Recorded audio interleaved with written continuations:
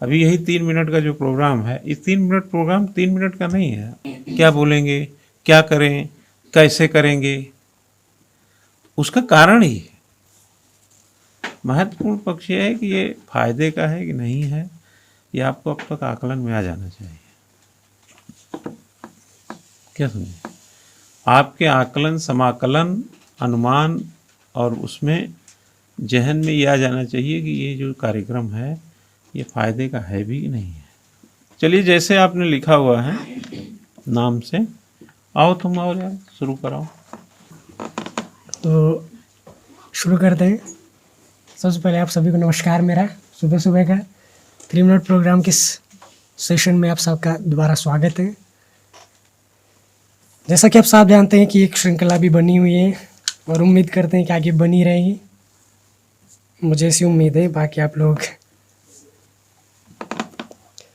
तो वैसे मुझे अगर मैं अपना व्यक्तिगत मत दूँ इस विषय में, तो काफ़ी इम्प्रूवमेंट है। मतलब मुझे ऐसा लगता है, क्योंकि मैं बोलना ही बहुत कुछ नहीं होता है। जब आप मंच पर जाते हैं, अपनी बात रखते हैं, तो अपनी बात को रखने के लिए बहुत सारे जो आप टॉपिक है, आप जिस विषय पर आप बोल रहे हैं, उस विषय की जानकारी के अलावा आपके बोलने का स्टाइल, आपका मॉड्यूलेशन कैसा है, आपका प्रोनाउंसिएशन कैसा है, इन सब चीज़ों का ये सब चीज़ें बहुत मायने रखती हैं।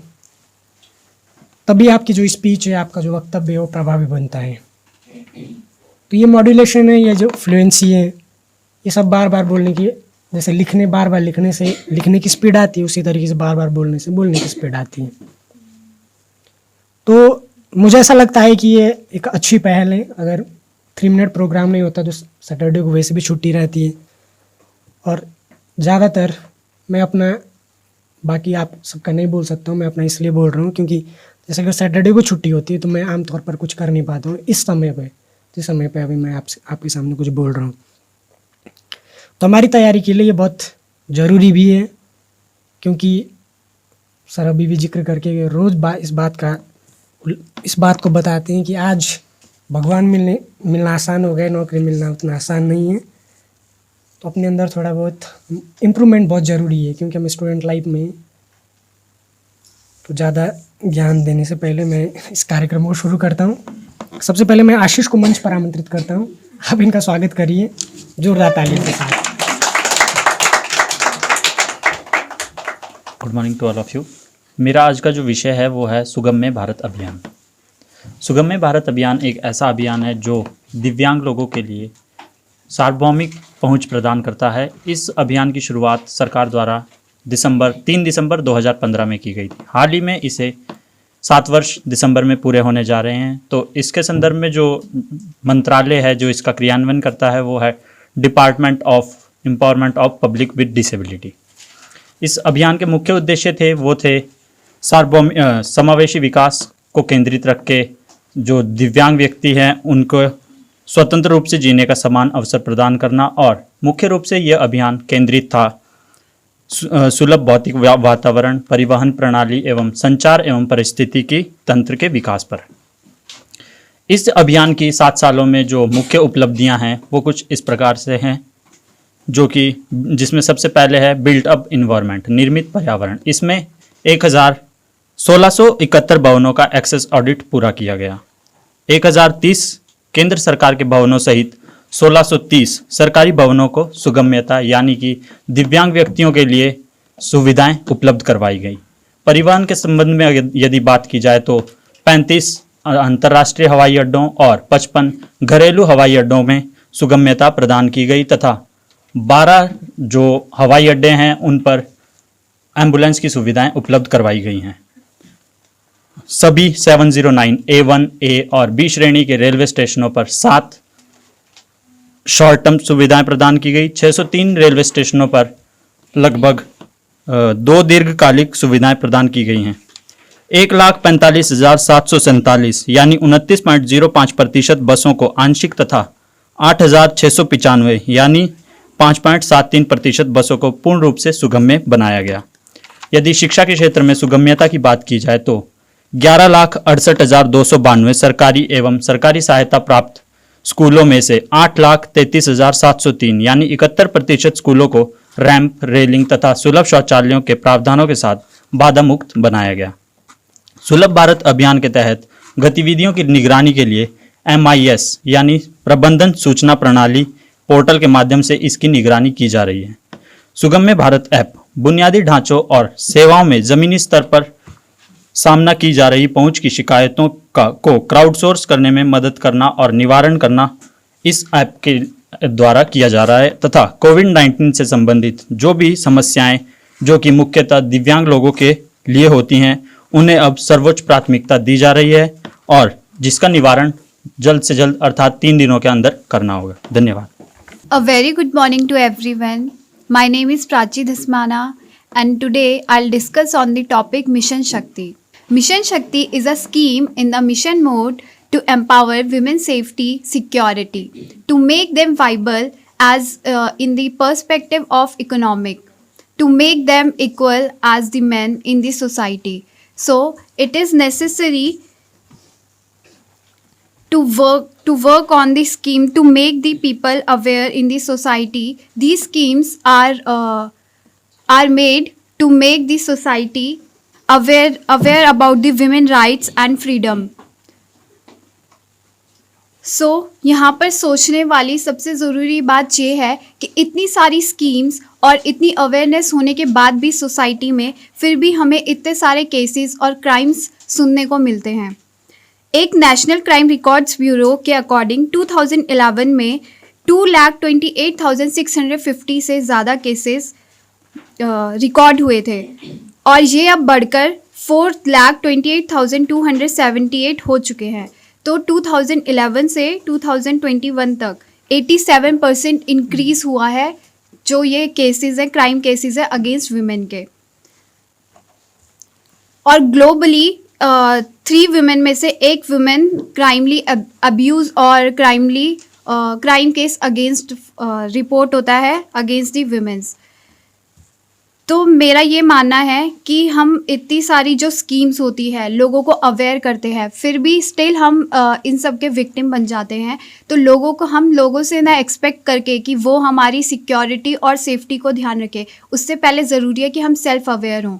हम अपने आप को अंडर एस्टिमेट ना करें। हम इतने केयरलेस कैसे हो सकते हैं कि हम किसी पे भी ब्लाइंडली ट्रस्ट करते हैं। जैसे कि अभी जो श्रद्धा केस हुआ था उसमें वो एजुकेटेड थी, वर्किंग वुमेन थी, उसके बावजूद भी उसके साथ इतना बुरा केस हुआ और उसके साथ फिज़िकली अब्यूज़ नहीं, इनफैक्ट उसका मर्डर भी है, वो भी इतनी बुरी तरह। तो ये बहुत ही गलत बात है कि हम किसी और पे अपने आप को अंडर एस्टिमेट करके किसी और पे इतना ब्लाइंड ट्रस्ट करते हैं। तो हम किसी और से एक्सपेक्ट ना करें कि सोसाइटी हमें सिक्योरिटी दे, सेफ्टी दे। उससे पहले हम खुद को सेल्फ अवेयर करें और खुद को इस लायक बनाएं कि हम कोई और हम पर ऐसे वायलेंस ना कर सके। तो उसके लिए ज़रूरी है कि हम सेल्फ अवेयर हो। फिर जो ये सारी स्कीम्स और ये सारे जो अवेयरनेस है सोसाइटी की, ये हमारे लिए हेल्पफुल होंगी। जैसे कि हम जब पढ़ते हैं तो हमारे पेरेंट्स हमारे लिए बुक्स, हमारे लिए सारी फैसिलिटीज़ प्रोवाइड करते हैं, लेकिन ये तब तक हेल्पफुल नहीं होंगी जब तक हम खुद से पढ़ने का या फिर खुद से हमारे अंदर डेडिकेशन नहीं होगा पढ़ने का। तो इसके लिए ज़रूरी है पहले हम खुद सेल्फ अवेयर हो, उसके बाद ये जो सारी स्कीम्स हैं और ये जो अवेयरनेस है सोसाइटी में, ये हमारे लिए तब हेल्पफुल होंगी। Thank you. A very warm good morning to all of you, respected sir and students. Today I, Khushi Chauhan, would like to take forward with the topic Emissions Gap Report 2022.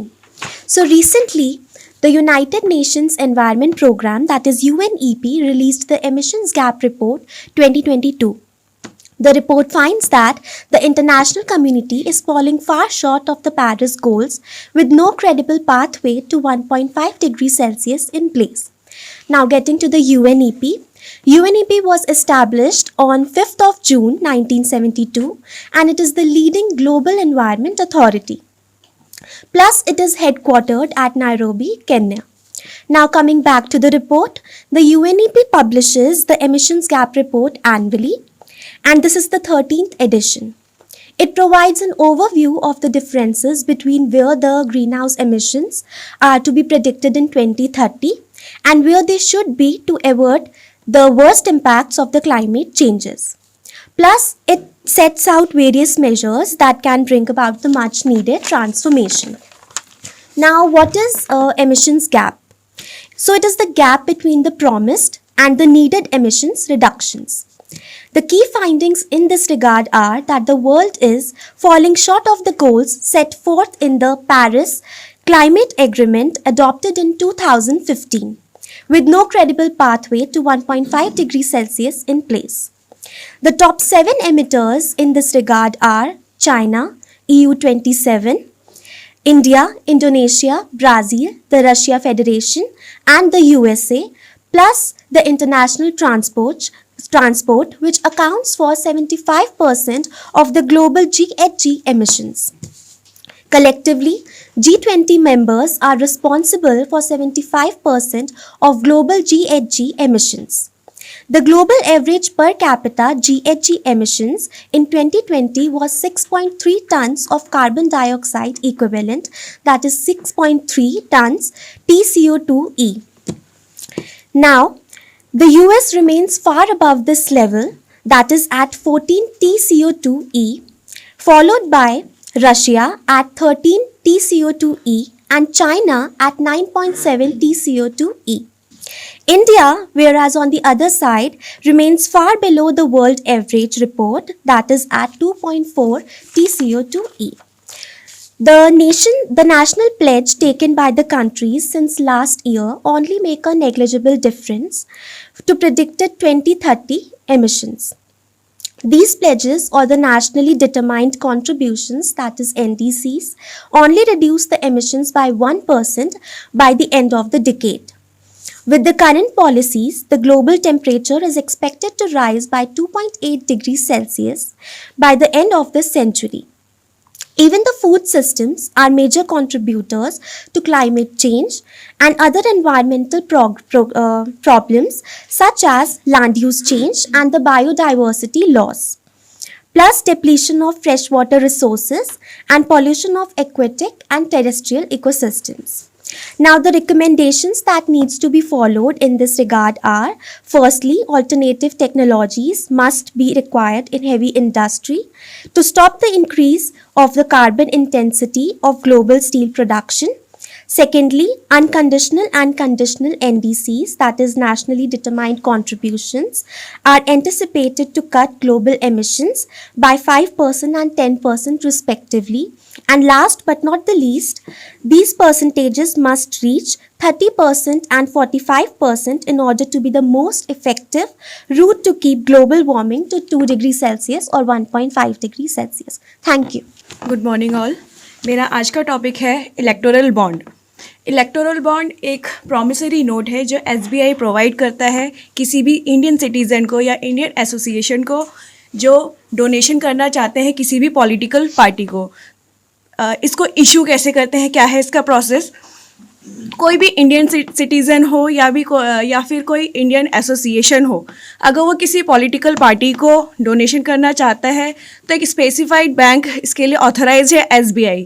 वो अपना KYC करा के cash उसको transfer करके एक SBI promissory note, एक paper होता है जिस पे SBI का नाम होगा और कितनी अमाउंट वो डोनेशन कर रहा है ये लिखा होता है, उस इंडिविजुअल को देता है। वो इंडिविजुअल अपनी मनपसंद पार्टी को जाके फिर वो ट्रांसफ़र दे देता है, फिर वो पॉलिटिकल पार्टी उसको कैश करवाती है SBI के पास जाके। ये सारा प्रोसेस 15 दिन के अंदर होना चाहिए। अगर 15 दिन के बाद ये प्रोसेस हो रहा है तो वो ऑटोमेटिकली जो भी अमाउंट है डोनेशन का वो PM रिलीफ फंड में चला जाता है। इसकी रिक्वायरमेंट क्यों हुई थी?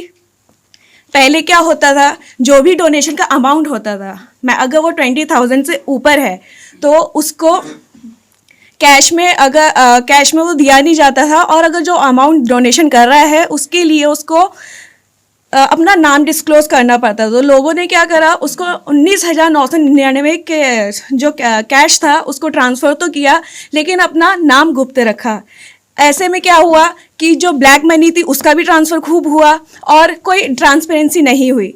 इसके लिए 2017 और 18 का जो फाइनेंशियल बिल था उसमें ये प्रावधान लेके आए कि एक इलेक्टोरल बॉन्ड होगा जिसमें डोनेशन होगा, जिसमें नाम डिस्क्लोज तो नहीं होगा, लेकिन अगर कोई 2,000 से ऊपर का डोनेशन देता है किसी पॉलिटिकल पार्टी को तो उसमें 2000 से ऊपर का अगर कोई डोनेशन देता है तो नाम डिस्क्लोज ना हो के वो बॉन्ड SBI से इशू करवा के पॉलिटिकल पार्टी को दे सकता है।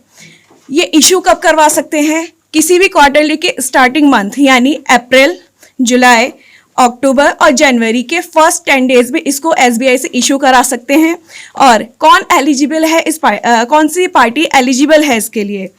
जो party representation of the people act 1951 के अंडर सेक्शन 29A के अंडर रजिस्टर्ड है, साथ ही जिस पार्टी को जनरल इलेक्शन में या विधानसभा इलेक्शन में जो हाल ही में हुए हों उसमें 1% वोट मिले हों।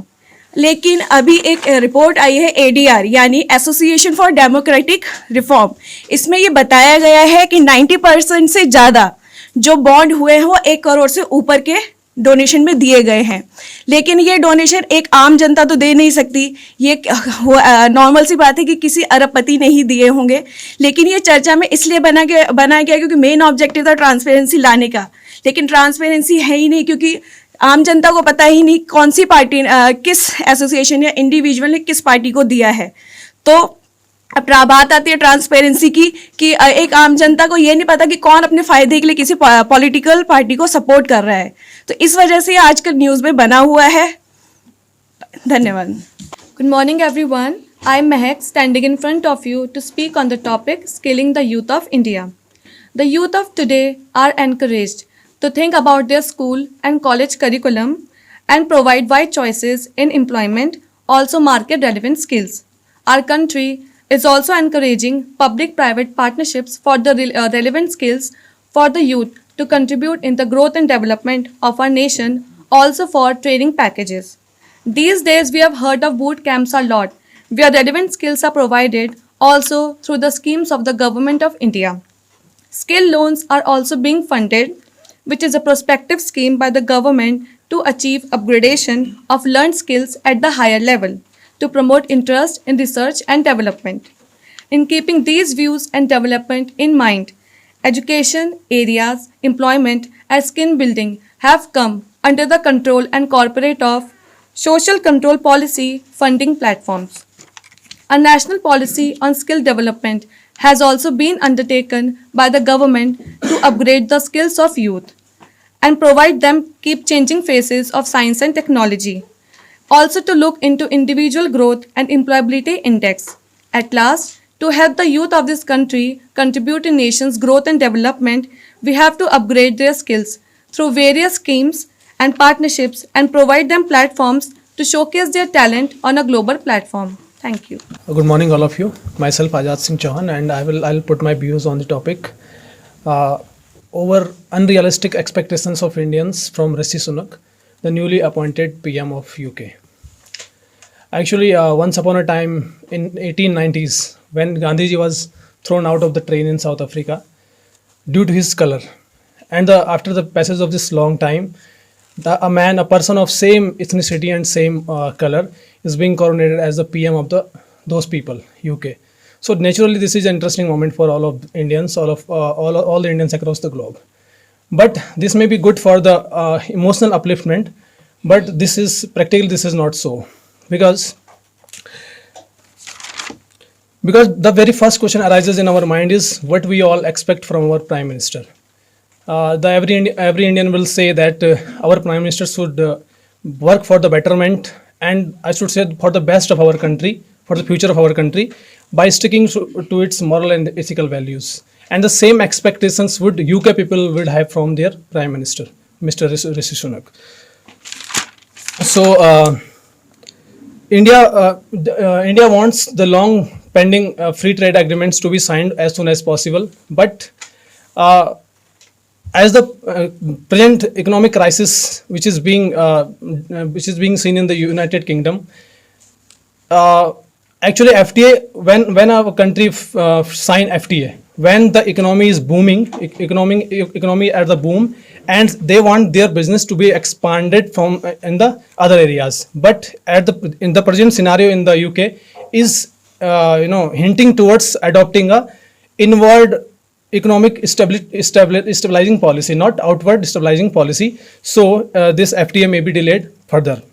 And second point is India is pressing hard for the relaxing visa for the Indian students and businessmen there. But Rishi Sunak has already shown his inclination or his inclination towards the anti immigration control policy of his country or his party of Conservative Party. Now the second thing is we have seen from the past experience that the Indian origin politicians are using this Indian origin tag for gaining popularity across the globe. Like हमने ये भी देखा था कि at the time of Kamala Harris, when she was coronated as the vice president of USA, United States of America, same hype was also created at that time कि now India and US relationship, bilateral relation will reach to a new height. But the reality is in front of all of us कि क्या हुआ था उसके बाद कोई खास improvement हमें देखने को नहीं मिला. सेम हम कह सकते हैं जैसे गूगल के जब भी कोई इंडियन ओरिजिन का किसी बड़ी कंपनी एमएनसी का सीईओ बनता है then also we create the same hype कि अब कुछ नया होने वाला है. लाइक गूगल के जो सीईओ हैं सुंदर पिचाई हैं, माइक्रोसॉफ्ट के सत्य नडेला, ट्विटर के Parag Agrawal, same unrealistic expectations we put for every time. But let me clear one thing, that politics and business don't run that way. Neither it should run that way.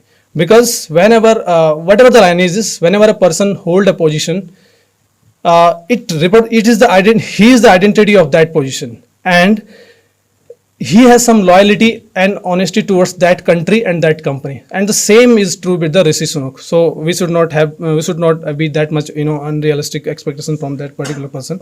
Now, does it and really make a difference to India? Now let me tell you, India is a country of mass and the UK is a country of an island just. So India needs UK less, but UK needs India more. Like in this financial year, which is 2021 and 22, the bilateral trade with UK and India was $17.5 billion. And the contribution of our people in our MNCs in GDP of the UK was 48 billion pound. So, and Boris Johnson, the former UK PM, has already said that after Brexit, the mass of India will definitely cope up the skilled labor force requirement in the UK. And the second point is the UK is already emerging beneficiary of the reverse colonialism happening in the UK. So thank you so much. Good morning, everyone. Today, I, Harsh Richa Joshi, would like to tell you about the statement which Amit Shah said on Friday, that terrorism should not be linked to any religion, nationality or group. Addressing a session at the third No Money for Terror Ministerial Conference on Counter-Terrorism Financing, he said terrorism is undoubtedly the most serious threat to global peace and security, but financing of terror is more dangerous. Terrorists are constantly finding new ways to carry out violence, radicalize youth, and raise financial resources. The dark net is being used by terrorists to spread radical content and conceal their identities, he said. In addition, the Home Minister said, the transformation of terrorism from dynamite to metaverse and AK-47 to virtual assets is a matter of concern. For the countries and everyone have to work together to formulate a common strategy against it. I believe that financing of terrorism is more dangerous than terrorism itself, because the means and methods of terrorism are nurtured from such fundings. Financing of terrorism weakens the economy of countries, Shah told delegates at the conference hosted by the Ministry of Home Affairs. We also recognize that the threat of terrorism cannot and should not be linked to any religion, nationality or group. The Home Minister said, adding, India has fortified the security architecture as well as the legal and financial systems of fight the menace. It is the result of our continuous efforts that terrorist incidents in India have come down drastically. This has also resulted in a drastic reduction in the economic losses caused by terrorism. In a valid attack on Pakistan and China, the Home Minister said there are countries that seek to undermine or even hinder our collective resolve to fight terrorism. India remains committed to all efforts to combat terrorism, he added. Thank you. Good morning, everyone. So, my today's topic is space tourism.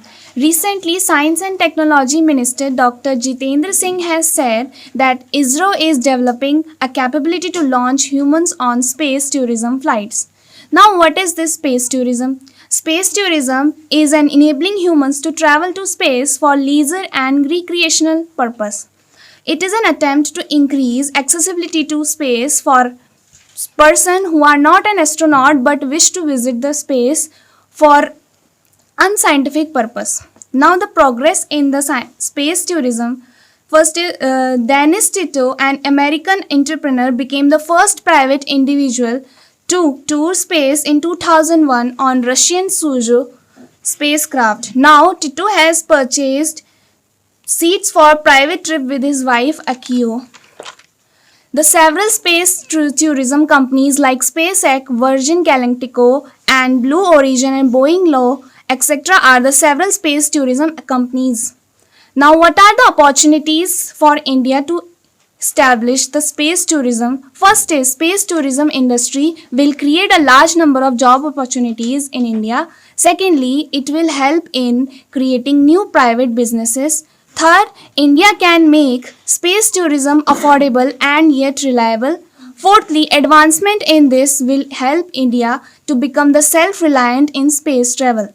Fifth is, this industry also attract a lot of foreign investment to India. Now, what are the challenges in between space travel? First is, space travel requires extensive amount of training, and there is a potential danger for passenger to have a health problems like motion sickness or disorientation which will affect in their cognitive. Now, second challenge is, if a space tourist is injured in a journey, then there is no treaty or a well-planned law to defend his rights. Third is, a massive amount of pollution is emitted during the launch of spacecraft.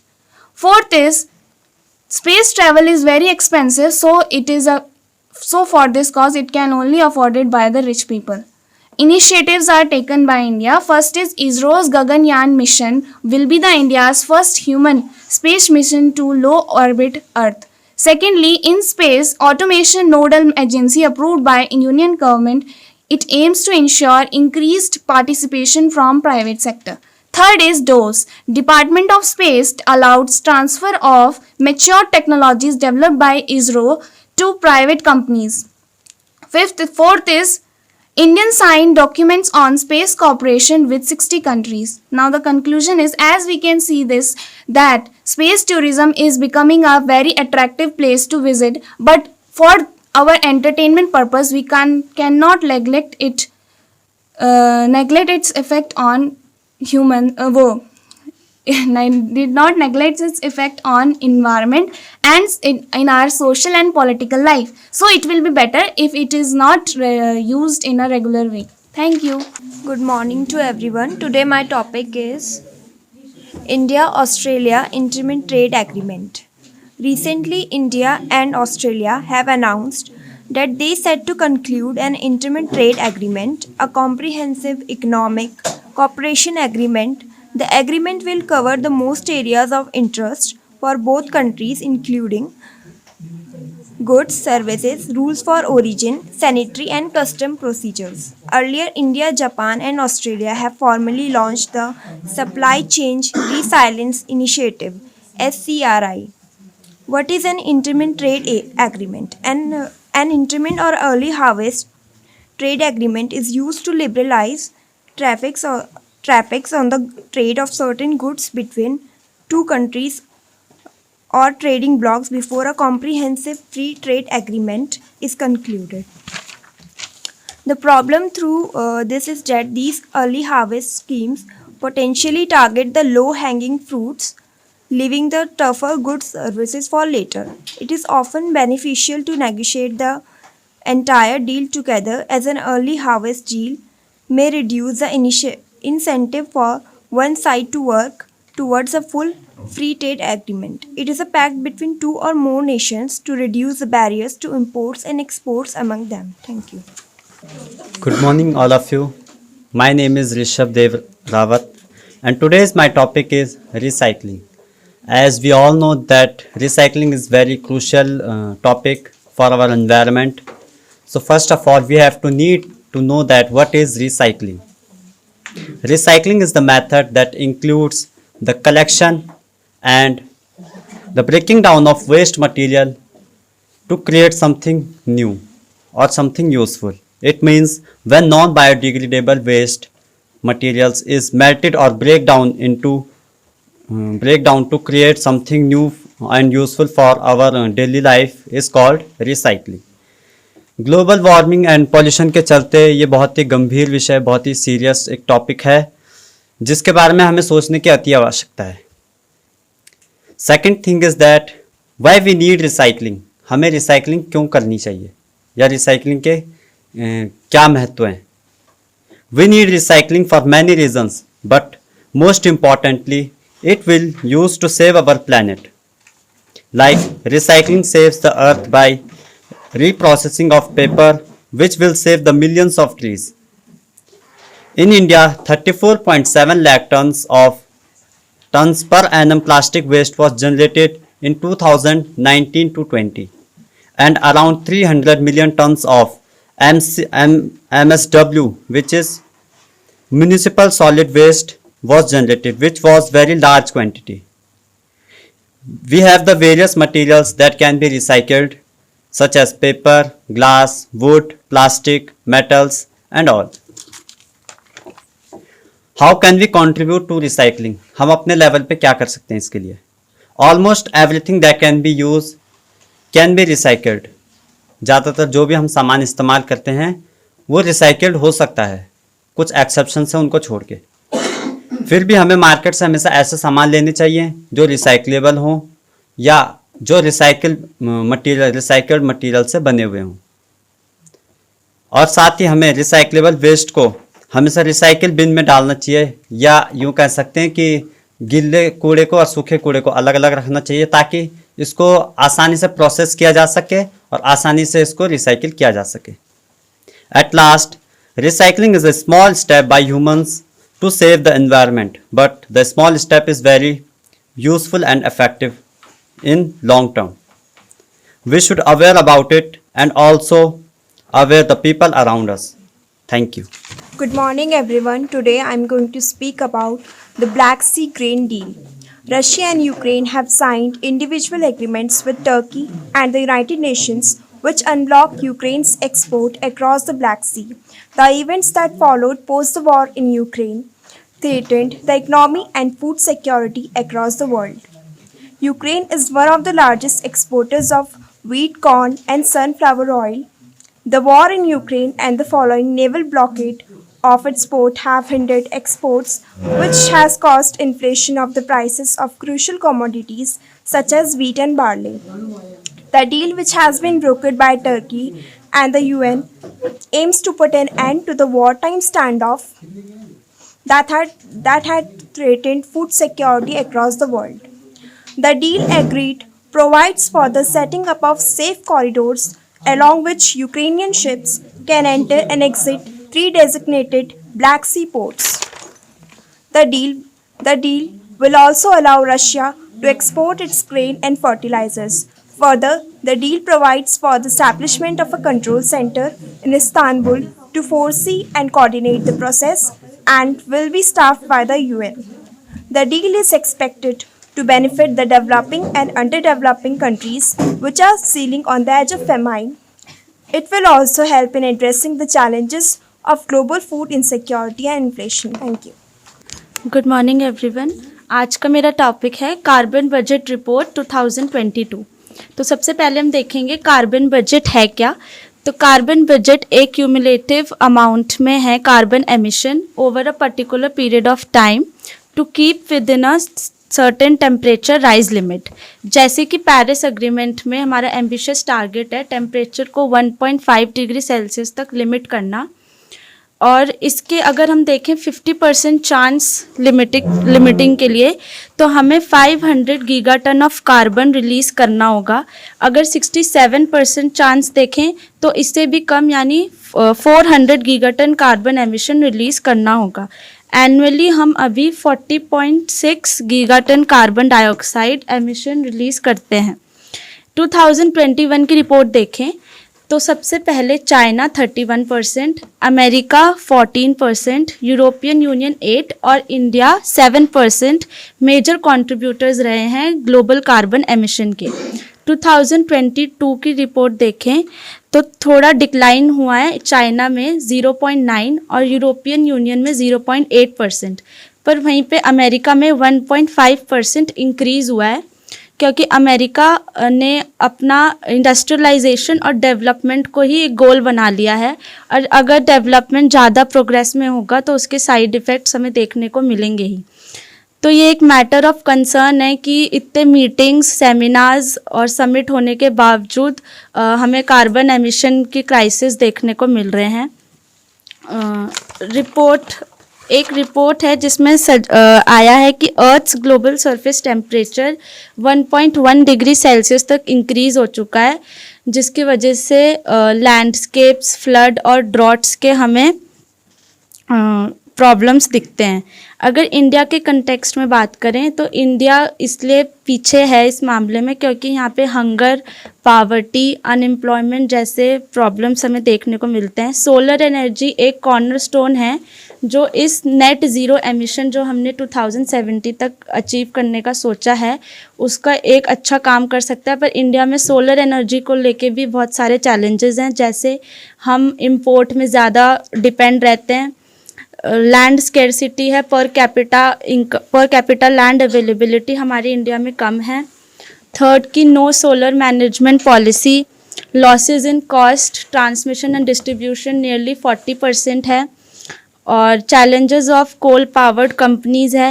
Acceptability concern है कि solar power जो technologies है वो तो increase हुई है पर उसको कमर्शलाइज नहीं किया गया है। और गवर्नमेंट स्कीम्स जैसे international solar alliance, one sun one world और वन ग्रिड जैसी पॉलिसीज़ इम्प्लीमेंट तो होती है, पर इसका डाटा हमारे पास क्लियर नहीं है कि ये कहाँ तक इम्प्लीमेंट होता है। तो जो ये कार्बन एमिशन की प्रॉब्लम है ये प्राइवेट नहीं है, ये पूरी कंट्री की एक ग्लोबल प्रॉब्लम है। कंट्रीज़ भले ही अपनी इकोनॉमिक और सिविलाइजेशन के पर्सपेक्टिव में तो पीक पे होगी, पर अगर वो अर्थ को एज इट इज़ मेंटेन नहीं करेंगे तो उनको ह्यूज प्राइस फ्यूचर में पे करना पड़ेगा। Thank you. Good morning to all. Today my topic is mental status in India. Mental health issue have become the leading cause of concern nowadays, especially after the COVID-19. Anxiety level, depression, stress are increases nowadays. We heard the very famous case of depression during the COVID-19, that is Sushant Singh Rajput die case. Mental status is non-talk topic in India. In many places, people are not admitted कि we have the mental issues because they think कि if we will tell to the others कि we have the mental issue, their status will decrease in the society and in the public. So they are not admitting कि I have the mental issues. And the people are not talking, they are gossiping कि ये तो पागल है, पता नहीं क्या करता है, क्या सोचता है, like that. So they are not admitting कि I have that mental issues. Now what does WHO say in 2019? 7.5% of Indian population suffer from the mental disorder. 13 crore patients are present in India presented, and India has less than 4,000 mental health professionals. Now why it is the big issue in India? Because as per the WHO in India, the number of patients of the mental health has crossed 13 crores. And only 4,000 doctors are present. So there are the wide gap between the patient and the doctor. So this is the first reason. And second, people are not admitting कि I have the mental issue. If people will not admit कि I have the mental issue, then how will other people will help that person? So this is the second main issue. Not in the person life who have the mental issues or mental disorder, their economics life status also affected. As in the workplace, if we will see the data, 33% people are doing the work when they have the mental issues. 29% taking the leave to manage their mental issues, and 20% resign due to the mental issues. Today, now in 2022 to 2020, 20 crores Indians are suffering from the mental health, in which 4.5% people affected by the depression, and 4.5 crore people are suffering from the anxieties, and 10 to 12% patients need the urgent medicines. To help these patients, or to help the mental health insurance came by the Act of 2017. In this insurance now, first it is not there, but now depression, anxiety, stress levels are also considered. Their medicines, financial support will be there. So just like the physical illness, it is important to take this necessary step to stop that mental disorder. Thank you. मेरा आज का जो topic है वो है बढ़ती आबादी और बढ़ती चुनौतियाँ। आप सब जानते हैं रिसेंटली यूनाइटेड नेशन का भी डाटा है कि वर्ल्ड की जो पॉपुलेशन है वो 8 अरब को क्रॉस कर चुकी है, जिसमें भारत और चाइना दुनिया के मोस्ट पॉपुलेटेड कंट्रीज़ हैं। और ये भी अनुमान है कि 2023 में भारत दुनिया का सबसे अधिक आबादी वाला देश बन जाएगा। संयुक्त राष्ट्र जनसंख्या कोष यानी यूनाइटेड नेशन पॉपुलेशन फंड ने इसकी व्याख्या करते हुए जो कहा है वह उस पर आप ज़रूर ध्यान दीजिए। उन्होंने कहा है कि 8 अरब 8 उम्मीदें, 8 अरब स्वप्न और 8 अरब संभावनाएं। यानी दुनिया में जब भी कोई बच्चा पैदा होता है, किसी भी दुनिया के किसी भी कोने में पैदा होता है, तो उसके पैदा होने पर उससे उम्मीदें रहती है, उससे स्वप्न रहते हैं, उससे संभावनाएं रहती है। यूएन के मुताबिक 3 दशक पहले की तुलना में अब लोग, चूंकि 8 अरब की पॉपुलेशन ये भी बताती है कि हेल्थ पर बहुत ज़्यादा काम हुआ है, हम टेक्नोलॉजी में बहुत आगे हैं, वुमेन्स को जो बहुत पहले जिस स्तर पर थे उस स्तर को हम बहुत आगे तक ला पाए हैं। इसके अलावा मेडिकल में इस तरीके के रिसर्च, इस तरीके के इनोवेशन आए हैं जिससे इंसान की जो लाइफ एक्सपेक्टेंसी थी वो बहुत ज़्यादा बढ़ी है। यूएन का ये डाटा है कि 2019 में अभी जीवन प्रत्याशा 72.8 वर्ष हो चुकी हैं, जो कि 1990 के टाइम में कम से कम 9 वर्ष कम थी। तो अब 72.8 में से 9 वर्ष कम करिए, उतनी लाइफ एक्सपेक्टेंसी थी ओवरऑल एवरेज पूरे वर्ल्ड की। और उम्मीद लगाई जा रही है कि 2050 तक ये जो जो जीवन प्रत्याशा है 77.2% 2 वर्ष के आसपास होने की उम्मीद है। स्टार्टिंग में जैसे हम इंडिया की बात करते हैं कि जब इंडिया आज़ाद हुआ तो उस समय हमारे पास लिटरेसी बहुत कम थी और पॉपुलेशन इसलिए भी बहुत तेज़ी से नहीं बढ़ती थी, क्योंकि आप अगर जो गैप रहता है जिसमें पॉपुलेशन को मेजर किया जाता है 10 साल का, उस बीच आप देखेंगे किसी 10 साल की गैप में बहुत ज़्यादा पॉपुलेशन बढ़ी, किसी में नहीं बढ़ी। इसके पीछे बहुत सारे रीज़न रहते हैं। पॉपुलेशन कब बढ़ती है? जब बर्थ रेट डेथ रेट से कैसा रहे, ज़्यादा रहे। और पहले क्या होता था, डेथ रेट बहुत ज़्यादा रहता था, यानी मृत्यु दर बहुत ज़्यादा रहती थी, जबकि जन्म दर बहुत कम रहता था। लेकिन जैसे जैसे मेडिकल फैसिलिटीज़ बढ़ गई, जो जन्म दर के साथ जन्म दर है वो तो बढ़ी है और मेंटेन, और लोग लंबे टाइम तक जीवित भी रह रहे हैं। लेकिन भारत के संदर्भ में अगर देखें तो ये भारत के लिए आबादी बढ़ना बहुत सुखद नहीं है, बहुत अच्छी बात उपलब्धि नहीं है, बल्कि आबादी आने वाले वर्षों में देश के लिए गंभीर चुनौती बन सकती है।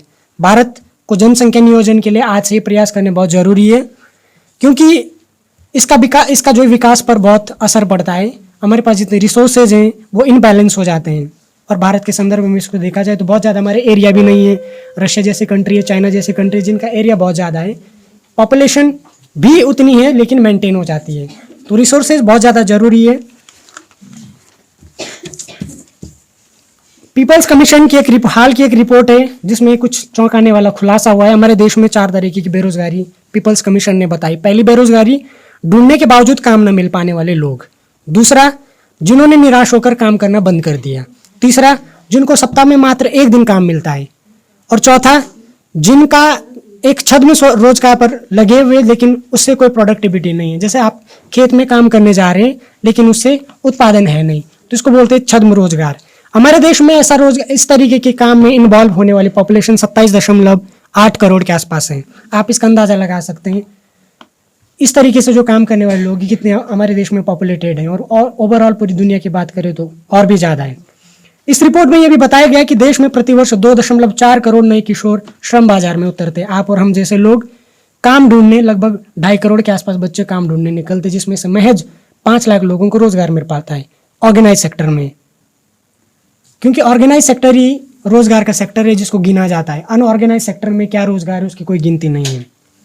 और अर्थशास्त्रियों और जानकारों का मानना है कि अगर इस पर काम किया जाए, जितने 27.8 करोड़ लोग जो ये इस तरीके के रोजगार में इन्वॉल्व है, जिनके पास काम नहीं है, अगर इनको काम दिया जाए, इनको रोजगार दिया जाए, तो देश की जीडीपी 15% बढ़ सकती है, जो कि 5 ट्रिलियन जो इकोनॉमी का टारगेट है उसको अचीव किया जा सकता है, क्योंकि उसके लिए दायें के अंक में जीडीपी ग्रोथ होनी बहुत जरूरी है। यूएन के एक आंकलन के मुताबिक दुनिया की करीब 9% आबादी 69 करोड़ लोग अत्यधिक गरीबी के शिकार हैं और 82 करोड़ लोगों के पास 2 वक्त का खाना उपलब्ध नहीं है।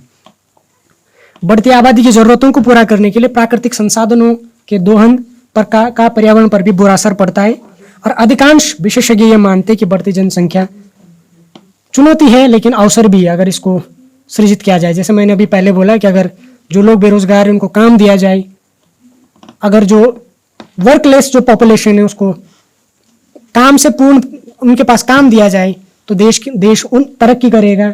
और जो वर्किंग जो पीपल्स रहते हैं, जो लोग समझदार, अभी तक जो प्रत्युष भैया ने बताया, समझदार जो पॉपुलेशन है वही जो पर्यावरण की इशू इनको समझ सकते हैं। क्योंकि अभी रिसेंटली आप देख रहे होंगे, अभी एक टॉपिक इससे पहले आया था, नो मनी फॉर टेररिज्म। किसी ने इससे पहले इंटरपोल की मीटिंग हुई इंडिया में, नो मनी फॉर टेररिज्म वाली। G20 की मीटिंग चली, ग्लासगो में COP27 है। तो रिसेंटली इतने इशू ग्लोबल लेवल पर इतने इशू आ गए कि बहुत ज़्यादा चैलेंजेस हम सबके सामने, और हमारे लिए ये चीज़ इसलिए पढ़ना ज़रूरी है क्योंकि एक एनालिसिस, एक विश्लेषक के रूप में आपको इन सब चीज़ों को फेस करना पड़ेगा। तो आपके पास इसका एक अच्छा खासा रुझान होना बहुत ज़रूरी है, आपको इस पर आपके विचार होने बहुत ज़रूरी है। तो ये सब मेरे कुछ आज का मेरा पॉइंट था पॉपुलेशन को लेकर के। और दूसरी एक और चीज़ है कि इन्वेस्ट जो होता है कंट्री में ऑर्गेनाइज सेक्टर में होता है, और 80% लगभग इन्वेस्ट ऑर्गेनाइज सेक्टर में होता है। तो ऑर्गेनाइज सेक्टर में इन्वेस्ट करने का कोई बेनिफिट नहीं मिलता है, उससे क्या एम्प्लॉयमेंट जनरेट नहीं होता है। अगर अनऑर्गेनाइज सेक्टर में इन्वेस्ट किया जाए तो लोगों को काम मिलेगा। अब जो पहले ऑर्गेनाइज्ड है वहाँ अगर आप निवेश कर रहे हैं तो उसका एक तो रोजगार नहीं मिल पाता, और जो लोग बेरोजगार हैं वो अनऑर्गेनाइज लोग अनऑर्गेनाइज ही रह पाते हैं। तो फिर देश की जो इकोनॉमी है उसमें उसका कोई इफेक्ट पड़ता नहीं है। तो ओवरऑल पॉपुलेशन कंट्रोल को लेकर के पॉलिसी बननी चाहिए। दूसरा, पॉपुलेशन के साथ जिसका डायरेक्ट इफेक्ट क्लाइमेट पर है वो भी बहुत ज़रूरी मुद्दा है, उस पर भी बात होनी चाहिए। और जो अनऑर्गेनाइज सेक्टर है, जो अभी मैंने 27.8 करोड़ का जो डेटा दिया, उसको ऑर्गेनाइज करने के लिए प्रयास किए जाने चाहिए। इन्हीं सब बातों के साथ मैं अपनी बात को ख़त्म करता हूँ। Thank you so much. Good morning all of you. आज का मेरा टॉपिक है वो है स्पेस सेक्टर में बढ़ता हुआ आत्मनिर्भर भारत का एक और कदम। कल जो कि प्राइवेट कंपनी है इंडिया की स्काई रूट एयरस्पेस, उसने अपना एक रॉकेट लॉन्च किया था, और जो कि एक आत्मनिर्भर भारत की दृष्टि से देखा जाए तो काफ़ी बड़ा कदम है, क्योंकि इससे पहले कोई भी प्राइवेट कंपनी इस दिशा में नहीं बढ़ पाई। 2020 में एक ड्राफ्ट लाया गया था स्पेस कॉम पॉलिसी के नाम से, उसमें भारत के स्पेस सेक्टर को प्राइवेट कंपनी के लिए खोल दिया गया। उससे 20 से ज़्यादा कंपनी इसरो से जुड़ने लगी और वह स्पेस सेक्टर के उसमें काम करने शुरू कर दिया उसने। इस मिशन का कल जो कि एक मिशन प्राइवेट कंपनी द्वारा लॉन्च किया गया, इस मिशन का जो नाम था वो था प्रारंभ, द बिगिनिंग। इसमें एक रॉकेट यूज़ किया गया था जिसका नाम है विक्रम साराभाई, जो कि फाउंडर है इंडियन स्पेस प्रोग्राम के फाउंडर है। इस कंपनी ने 3 रॉकेट बनाए हैं जो कि सॉलिड और क्रायोजेनिक फ्यूल से उड़ते हैं। इस रॉकेट में जो इंजन यूज़ किया गया उसका नाम कलाम 80 है। Good morning to all of you. आज का मेरा टॉपिक है मिश्रण। तैयारी नहीं है तो इसलिए जो इससे पहले वक्ताओं ने बोला उससे रिलेटेड ही चीज़ बोलूँगा मैं। शिक्षा एजुकेशन कितनी ज़रूरी है नहीं ज़रूरी है इसके बारे में थोड़ा सा बताऊंगा अपने विचार से, जो मैं फील करता हूँ। एजुकेशन जो है एक तरीके से बहुत ज़रूरी है आगे बढ़ने के लिए, और उससे भी ज़्यादा ज़रूरी है समझदारी। एजुकेट आप नहीं हैं लेकिन समझदार हैं तो सक्सेसफुल हो सकते हैं। एजुकेशन अगर नहीं है तो समझदार होंगे तो सक्सेसफुल हो सकते हैं। छोटा सा एग्जांपल मैं देना चाहूँगा। एडवोकेट थे, उनके फ्रेंड्स आए, वाइफ से कहा चाय बना के लाओ, वाइफ ने अंदर कहा कि चीनी दी एंड है, ख़त्म है चीनी। समझदारी, अगर एडवोकेट जो है नॉलेजफुल है, अगर उसको हटा दिया जाए, सिर्फ समझदारी से सारे फ्रेंड्स को जानते थे कि कैसे हैं, सिचुएशन को कैसे हैंडल करना है। बाहर आए, कह रहा बिना चीनी की चाय बना दो, वाइफ लाए, सामने रख दिया, अपने फ्रेंड्स सबसे कहा कि आज जिसकी चाय फीकी निकलेगी डिनर उसके घर में होगा। Problem solve. आगे की चीज आप लोग समझते होंगे। किसी ने भी, कोई कह रहा मीठी बहुत है, कोई कह रहा ठीक है ये वो, तो सिचुएशन समझदारी होनी चाहिए। एक से एक महानुभाव ऐसे भी हुए हैं जो एजुकेटेड नहीं थे लेकिन वो आज सक्सेसफुल हैं। एजुकेशन क्या रहता है कि आपको चीज़ों को सामने रखने का तरीका अच्छा सा आ जाता है। एक फिफ्थ फेल चाय की दुकान वाला उसी यहाँ से वो भी कर रहा है, उसी यहाँ से वो भी कर रहा है, उसी यहाँ से वो भी कर रहा है, लेकिन एक एजुकेटेड बंदा जो है उस काम को अच्छे से करेगा, वो लिख देगा टी बैग। तो हर एक चीज़ का काम करने का जो तरीका है वो एजुकेशन से अच्छा हो सकता है, लेकिन समझदारी बहुत ज़रूरी है। आज हम एजुकेट हैं लेकिन समझदार नहीं है, लेकिन हमारे जो पेरेंट्स थे एजुकेटेड नहीं थे लेकिन समझदार बहुत थे। मैं अपने अगर फादर की बात करूं तो 10,000 सैलरी के नीचे नीचे उन्होंने 4 बच्चों को पढ़ा लिखा के बड़ा करके खड़ा कर दिया। आज 50+ 60+ सैलरी होने के बाद भी मैं और मेरी वाइफ आगे की प्लानिंग करने के बारे में सोचते हैं कि कैसे मैनेज होगा सब। तो एजुकेशन है या नहीं है, लेकिन आप लोगों के अंदर जो है समझदारी बहुत जरूरी है। और यंग एज है, खैर आज़ादी देख रहे होंगे, ये एज हम लोगों को वापस नहीं मिलेगी। तो थोड़ा आप लोगों के अंदर थोड़ा पीछे बैक भी देखता हूँ अपना, तो आप लोग हंसते हैं, थोड़ा सा बातचीत करते हैं, लेकिन कोई बात नहीं, होता है। इस चीज़ को थोड़ा सा समझिए कि आने वाला समय कितना टफ होने वाला है। ऑप्शन नहीं है। रोटी को चूल्हे से निकालने के लिए चिमटे को मुंह जलाना ही पड़ेगा। माँ बाप के रहते, सुविधाओं के रहते, गाड़ी के रहते, एक्टिवा के रहते, हर एक चीज के रहते, अगर आप 4 घंटे रोज अपने आप को दे लेंगे तो जीवन बहुत अच्छा हो जाएगा। लेकिन अगर 4 घंटे आप नहीं देंगे तो कल 16 से 18 घंटे की मजदूरी के लिए तैयार रहिए। तब माँ बाप भी नहीं होंगे, एक्टिवा भी नहीं होगी, समझाने वाला भी नहीं होगा, कोई हाथ रखने वाला भी नहीं होगा। तो बस मैं लास्ट में यही कहना चाहूँगा कि आप सब लोग बढ़िया बढ़िया मेहनत कीजिए, और मेहनत को एक अपना शौक बना लीजिए। जैसे आप चाय पानी, कॉफ़ी, चाय नाश्ता वगैरह करते हैं, तो वैसे ही आप 3 से 4 घंटे अगर आप मेहनत कर रहे हैं तो प्रेशर नहीं है, घर वालों का सपोर्ट है, तो अच्छे से अच्छा रिजल्ट आप लोगों को मिल ही जाएगा। Thank you.